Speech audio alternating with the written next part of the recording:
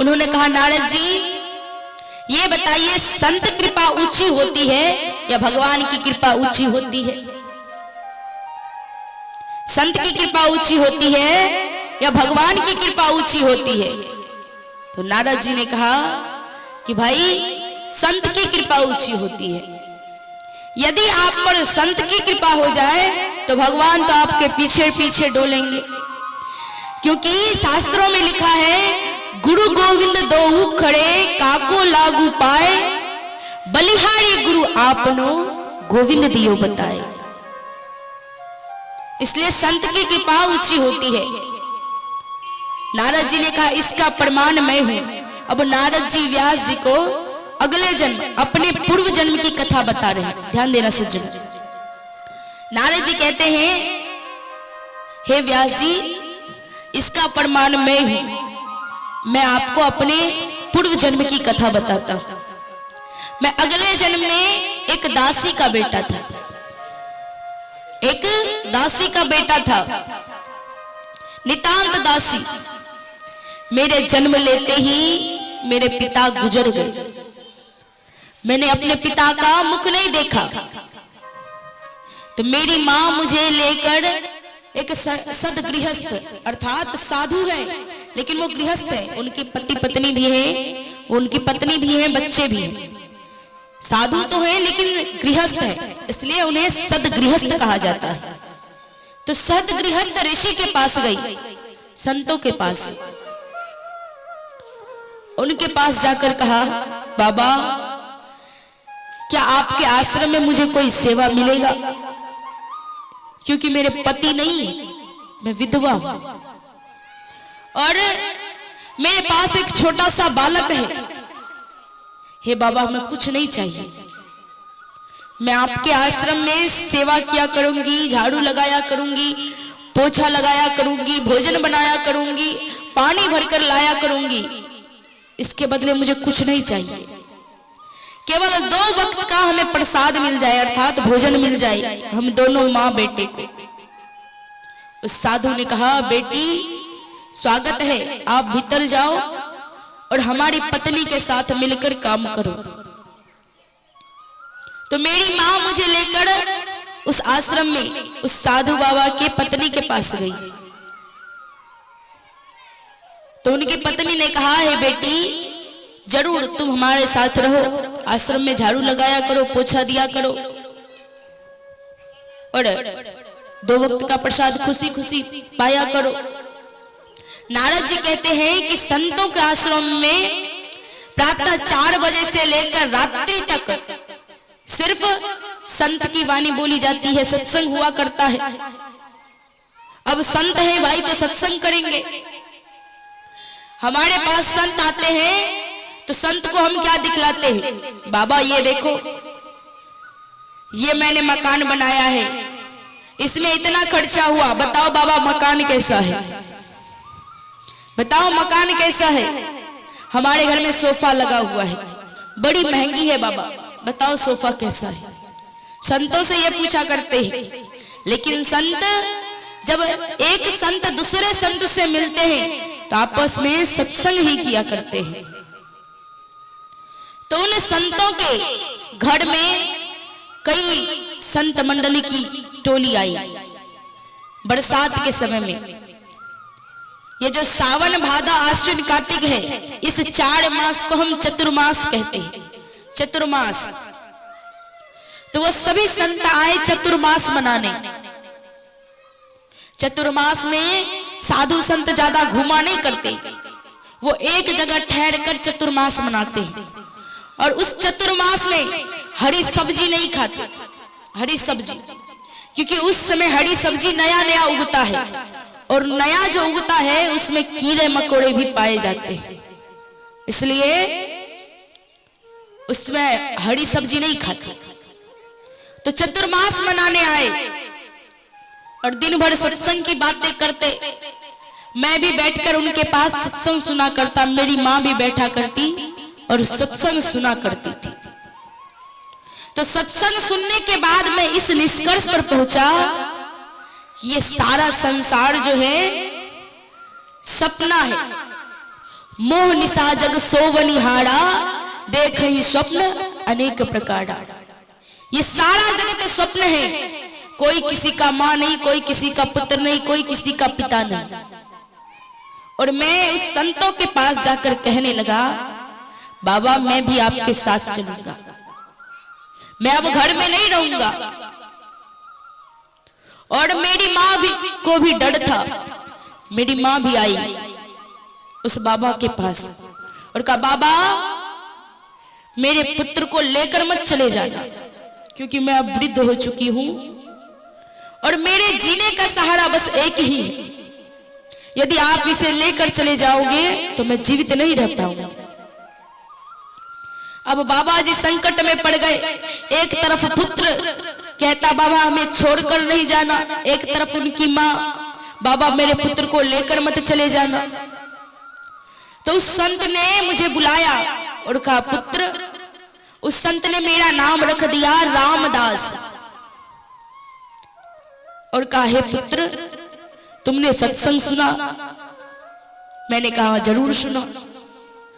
तो संत ने पूछा, हे पुत्र मैंने सत्संग में क्या कहा? सत्संग का जो निष्कर्ष था वो क्या था?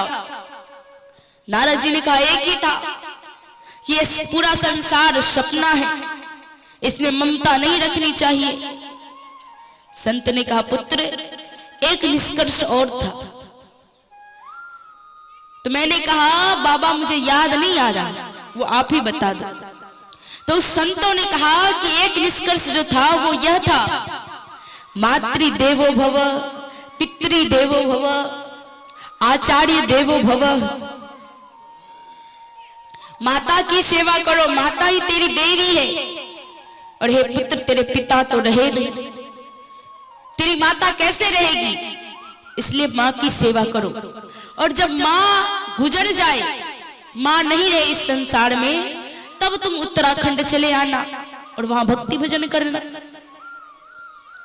उस संतों ने मुझे एक मंत्र दे दिया, ओम नमो भगवते वासुदेवाय, और कहा इसका जाप करते रहना। अब जब साधु संत मुझे छोड़कर चले गए तो मैंने मन में एक निश्चय किया। मन में मेरे भाव आया, हे भगवान मेरी मां मर जाए तो अच्छा हो, जबकि ऐसा सोचना नहीं चाहिए। नारद जी ने मन में सोचा, हे भगवान मेरी मां यदि मर जाए तो अच्छा होगा, क्योंकि जब तक मां जिंदा रहेगी तब तक मुझे भजन नहीं करने देगी, क्योंकि एक मिनट भी आंख से ओझल नहीं होने देती। यदि एक मिनट दिखूं नहीं तो खोजने लगती है, रामदास पुत्र रामदास तो कहां चले गया। इसलिए मेरी मां मुझे भजन नहीं करने देगी। इसलिए हे भगवान मेरी मां मर जाए, मेरी मां की मृत्यु हो जाए। शायद नारद जी की बात परमात्मा ने सुन ली। जिस दिन नारद जी ने यह बात सोचा अपने मन में, उसके दूसरे दिन सुबह होते ही जब नारद जी की मां गाय दूहने बैठी, तो गाय दूहने जहां बैठी उनके बगल में घास का ढेर था। उस घास के ढेर में एक सर्प छिप कर बैठा था। नारद जी की मां गाय दूहने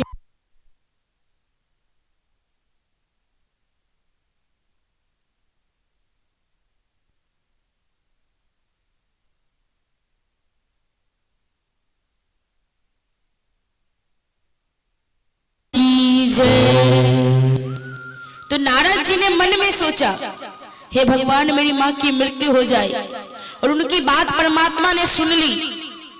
उसके दूसरे दिन नारद जी को मां को एक सर्प ने डस लिया, उनकी मां की मृत्यु हो गई। अब नारद जी बड़े जोर से रोए। नारद जी कहते, हे व्यास जी उस समय मेरे आंख से दो प्रकार की आंसू निकली। दाहिनी आंख से गर्म आंसू और बाएं आंख से ठंडा आंसू। व्यास जी ने कहा, दो प्रकार की आंसू क्यों निकली? नारद जी ने कहा, हे व्यास जी, जब व्यक्ति दुख में रोता है उनके ऊपर दुख है तो व्यक्ति रोता है तो उनको एक गर्म आंसू निकलती है, और जब व्यक्ति खुशी के मारे रो पड़ता है तो उनकी आंसू ठंडी निकलती है। मान लो आप में से किसी का बच्चा है 6 वर्ष का, आपने उसका नामकरण कराया पहली कक्षा में, और वो बच्चा पहली कक्षा में एग्जाम दिया, परीक्षा दिया, परीक्षा देने पे वह उत्तीर्ण आया, और बच्चा अपना एग्जाम का पेपर लेके आपके पास आ रहा है, तुतलाते हुए बोलते हुए, माँ माँ मैं अपनी कक्षा में उत्तीर्ण हो गया। तब देखो उन माँ को, उनके आंख से आंसू छलक जाती है, अपने बच्चे को हृदय से लगाती है। उस समय जो आंसू निकलता है वो ठंडा आंसू होते हैं। तो नारद जी ने कहा एक ठंडा आंसू थी, एक गर्म आंसू, अर्थात एक सुखी की आंसू, एक खुशी की आंसू और एक दुखी की आंसू। व्यास जी ने कहा खुशी की आंसू किस लिए और दुख की आंसू किस लिए? नारद जी ने कहा दुख तो इसलिए हुआ कि मेरी मां मुझे छोड़कर चली गई। अब मुझे कौन पुत्र पुत्र कहकर बुलाएगा, क्योंकि मेरा बस एक ही सहारा थी मां, वो भी मुझे छोड़कर चले गई। अब मुझे कौन पुत्र रामदास कहकर पुकारेगी, कौन मुझे भोजन कराएगा? और खुशी तो इसलिए हुई कि भले मेरी मां मर गई, अब मुझे वन जाने से कोई नहीं रोक सकता। मैं सीधे उत्तराखंड की ओर चला गया, और उत्तराखंड में जाकर वहां से मैं बद्रीनाथ धाम गया, और बद्रीनाथ धाम जाकर एक गुफा के अंदर ओम नमो भगवते वासुदेवाय मंत्र का जाप करने लगा। दिन रात बस ओम नमो भगवते वासुदेवाय, ओम नमो भगवते वासुदेवाय, ओम नमो भगवते वासुदेवाय, ओम नमो भगवते वासुदेवाय, ओम नमो भगवते वासुदेवाय, ओम नमो भगवते वासुदेवाय, वासुदेवाय मेरो वासुदेवाय, वासुदेवाय मेरो वासुदेवाय, वासुदेवाय मेरो वासुदेवाय, वासुदेवाय मेरो वासुदेवाय, ओम नमो भगवते वासुदेवाय, ओम नमो भगवते वासुदेवाय, ओम नमो भगवते वासुदेवाय, ओम नमो भगवते वासुदेवाय। नारद जी दिन रात ओम नमो भगवते वासुदेवाय, ओम नमो भगवते वासुदेवाय इसी मंत्र का जाप करते, और कीर्तन में इतने तल्लीन हो गए, उनके हृदय में मारे गोविंद का प्रकट हो गया। गोविंद उनके हृदय में प्रकट हो गए। नारद जी को कीर्तन करने में और आनंद आने लगा, और एक समय ऐसा आया उनके हृदय से झांकी समाप्त हो गई, अंतर ध्यान हो गए हमारे गोविंद। नारद जी अकुला उठे, उनके मन में बेचैनी हो गई, आखिर नारद वो भगवान चले कहां गए? नारद जी रोने लगे। तो आकाशवाणी हुई, हे पुत्र रामदास, अभी और इस जन्म में तुम हमारा दर्शन नहीं कर पाओगे, क्योंकि अभी तुम्हारे कई संस्कार बाकी है, और जब संस्कार पूरे हो जाएंगे तब तुम मेरा दर्शन करोगे। तो सारी सृष्टि जब प्रलयंकारी समुद्र में डूब गई, उसके बाद पुनः जब सृष्टि का सृजन हुआ, तो वही बच्चा रामदास देवर्षि नारद के रूप में जन्म लिया। देवर्षि नारद कहते हैं व्यास जी, ये संत की कृपा है, मुझे संतों ने जो आशीर्वाद दिया, संतों ने जो मंत्र दिया कि हे पुत्र आप इस मंत्र का जाप किया करना, और मैंने उस मंत्र का जाप किया।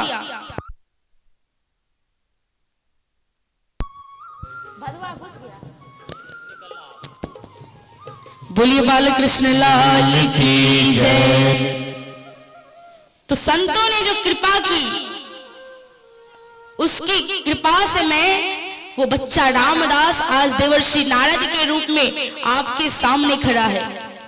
और हे व्यास जी, मेरे हाथ में जो ये वीणा है, वो वीणा मुझे भगवान विष्णु के द्वारा दिया गया है। तो व्यास जी ने कहा कि मैं भागवत लिखूं कैसे, हमें तो भागवत आता नहीं। तो नारद जी ने कहा, हे व्यास जी, भगवान विष्णु मेरे पिता ब्रह्मा को 4 श्लोक का भागवत दिए, जिसे हम कहते हैं चतुश्लोकी भागवत। 4 श्लोक की भागवत दिए, और वही भागवत मेरे पिता ब्रह्मा ने मुझे दिया, और वही भागवत मैं आपको देता हूं, आप उनका विस्तार करो। तो व्यास जी ने अपने नेत्र बंद करके ध्यान में बैठे, और नारद जी ने कान के द्वारा, कर्ण मार्ग के द्वारा व्यास जी को चतुश्लोकी भागवत सुनाया। अब व्यास जी ने उस चतुश्लोकी भागवत 4 श्लोक के भागवत का विस्तार किया। उस 4 श्लोक को 18,000 श्लोक में खंडित कर दिया। उसके बाद अब व्यास जी के सामने एक संकट आ गई कि भाई, भागवत तो मेरे सामने विस्तार से उतर गई, मेरे हृदय में है 18,000 श्लोक का भागवत। अब मैं इसे सुनाऊं किसको? और भागवत सुनने का प्रथम अधिकारी, भागवत सबसे पहले वही व्यक्ति सुन सकता है जिसने काम को जीत लिया हो, क्रोध को जीत लिया हो। और ऐसा व्यक्ति मैं ढूंढूं कहां से? तो व्यास जी के हृदय से आवाज आई, हे व्यास, एक व्यक्ति है वैसा, वो तेरा औरस पुत्र श्री सुखदेव जी है। अब व्यास जी सोच रहे हैं, सुखदेव जी तो है, लेकिन मेरा औरस पुत्र सुखदेव समाधि में बैठा है, निर्गुण समाधि में, उसे बुलाऊं कैसे? और उसे बुलाकर ला कौन सकता है? तो व्यास जी के हृदय से आवाज आई, उसे बस एक ही व्यक्ति बुला सकता है, एक ही वस्तु में सामर्थ्य है उनको बुलाने की। तो वो क्या है? वो है कृष्ण कथा। कृष्ण की कथा ही सुखदेव को यहां तक खींच कर ला सकता है। तो व्यास जी ने 5-6 छोटे छोटे नन्हे मुन्ने शिष्य को बुलाया, और उन्हें भगवान का जो सौंदर्य वाला श्लोक था, वरहापीडम नटवर बपुर कर्णिकारम, ये वाला श्लोक आधा रटाया, आधा, पूरा श्लोक नहीं, आधा रटा दिया, और कहा, हे शिष्यगण, आप हमारे पुत्र सुखदेव के पास जाओ और इस मंत्र को गाना। नन्हे मुन्ने शिष्य गए श्री सुखदेव जी के पास, इस मंत्र को आधा गाया, वरहापीडम नटवर बहु नटवर बपु कर्णिया कर्णिकारम, इतना गाकर चुप हो गए। इसमें भगवान का सौंदर्य को बताया गया है कि भगवान कैसे हैं। उनका घुंघरेला बाल है, 3 जगह से तिरछे हैं, ऐसा उनमें बताया गया है। आधा गाकर चुप हो गए। अब सुखदेव जी ने नेत्र खोला, कहा, भाई इससे आगे सुनाओ ना, हे भाई इसके आगे सुनाओ ना, इतना कहकर चुप क्यों हो गए? तो नन्हे मुन्ने शिष्यों ने कहा, हे सुखदेव जी, मुझे इसके आगे नहीं आता है, यदि इसके आगे आपको सुनना है तो अपने पिता के पास जाओ। सुखदेव जी ने कहा, छोड़ो झंझट, होगा कोई सुंदर जिनके बारे में ये बखान कर रहे थे। फिर नेत्र बंद करके बैठ गए। नन्हे मुन्ने शिष्य भागते हुए व्यास जी के पास गए। व्यास जी ने पूछा, क्या हुआ? उन शिष्यों ने कहा, हे गुरुदेव, उन्होंने एक बार तो नेत्र खोला और हमें कहा कि आगे सुनाओ, तो मैंने कहा पिता के पास जाओ, फिर नेत्र बंद करके बैठ गए। व्यास जी ने इस बार भगवान की ममता कैसा है, उनका मन कैसा है, हृदय कैसा है, इनका श्लोक रटाया, आधा रटाया, और उनका उस श्लोक का जो अर्थ है कि आह, देखो इस भगवान को, कितने सुंदर इनका हृदय है। जो पूतना अपने स्तन में जहर लगाकर आई, इनको मारने के लिए, लेकिन ये गोविंद उनको वो गति प्रदान किए जो कि माता यशोदा को कई वर्ष बाद मिलेगा। और ये श्लोक जब गाया सुखदेव जी के सामने, सुखदेव जी नेत्र खोले और कहे भाई इसके आगे सुनाओ। उन शिष्यों ने कहा है सुखदेव जी यदि आपको सुनना है अपने पिता के पास जाओ। सुखदेव जी दौड़ते हुए चले आए। ध्यान देना सज्जनों, सुखदेव जी 16 वर्ष के हो गए हैं। 12 वर्ष तो मातृ गर्भ में रहे, 12 वर्ष तक, अभी 16 वर्ष के हैं और शरीर पर एक वस्त्र भी धारण नहीं करते, एक वस्त्र भी नहीं, दिगंबर है। जब व्यास जी के पास आए तो व्यास जी ने सोचा मेरा पुत्र तो मेरे पास आ गया, लेकिन मैं कैसे जानूं कि इन्होंने काम और क्रोध को जीता या नहीं। वैसे तो इसने काम और क्रोध को जीत लिया है, लेकिन इस संसार को कैसे बताऊं कि सुखदेव ने काम और क्रोध को जीत लिया है। अगर यदि मैं संसार को अपने मुख से कहूं कि मेरा पुत्र सुखदेव काम और क्रोध को जीत लिया है तो लोग कहेंगे भाई पागल हो गया है, अपने पुत्र की बड़ाई खुद ही करता है, ये पागल हो गया है। तो व्यास जी ने सोचा यदि जनक महाराज कह दे, यदि जनक जी कह दे कि सुखदेव ने काम और क्रोध को जीत लिया तब सारा समाज मान जाएगा। सुखदेव जी को भेज दिया जनक जी के दरबार में। सुखदेव जी पहुंचे जनक जी के दरबार में और व्यास जी ने सूचना भेज दी, हे जनक जी मेरा पुत्र सुखदेव आपके पास जा रहा है, इनका परीक्षा ले लेना इन्होंने काम और क्रोध को जीता है या नहीं। सुखदेव जी पहुंचे और द्वारपालों से कहा हे भाई आप अपने महाराज जनक जी से कहो कि व्यास नंदन सुखदेव जी आए हैं और आपसे वेदांत पढ़ना चाहते हैं। जनक जी ने कहा द्वारपालों से कि जाओ द्वार पे जो व्यक्ति आया है उन्हें कह दो कि 5 दिन तक दरवाजे पर विश्राम करे, खड़े रहे, रुके रहे। द्वारपालों ने आकर कह दिया जनक जी अभी दरबार में नहीं है, आपको 5 दिन ठहरना होगा। सुखदेव जी ने कहा कोई बात नहीं, खड़े रहे दरवाजे पर। 5 दिन जब हो गया तो राजा जनक द्वारपालों को भेजे, सैनिक को भेजे कि जाओ 5 दिन पहले जो व्यक्ति आया था दरवाजे पर, देखो उनके मुख पे जरा सा भी क्रोध है या नहीं। 5 दिन तक धूप में खड़ा रहा, रात्रि भर बाहर में रहा, देखो जरा सा भी क्रोध है या नहीं। सैनिक आए और देखकर गए जनक जी के पास। कहे महाराज आज तक मैंने कभी भी ऐसा व्यक्ति नहीं देखा, मुख पे जैसा तेज 5 दिन पहले था वैसा तेज आज भी है। जनक जी रोने लगे कि मैंने संत का अपराध किया है। जनक जी गए, स्वागत करके लाए अंदर, लेकिन अभी घोषणा नहीं किए हैं कि इन्होंने क्रोध को जीत लिया है। व्यास जी ने अंतःपुर के दरवाजे पर बिठाया। जनक जी ने सोचा इन्होंने क्रोध को तो जीत लिया, अब काम को जीते हैं या नहीं देखूं जरा। अंतःपुर के दरवाजे पर बिठा दिया और सुंदर सुंदर स्त्रियां, सुंदर सुंदर अप्सराएं को उनके पास, सुखदेव जी के पास भेज दिए जनक जी। अब कोई स्त्रियां सुखदेव जी के चरण दबा रही है, कोई पंखा झेल रही है, कोई तांबुल अर्पित कर रही है। एक स्त्री जो थी उन्होंने तो सुखदेव जी को आलिंगन कर लिया और एक आकर उनके गोद में बैठ गई। सुखदेव जी के मुख में, सुखदेव जी के ऊपर कोई विकार नहीं हुआ, निर्विकार है, दिगंबर है, एक वस्त्र भी नहीं पहने।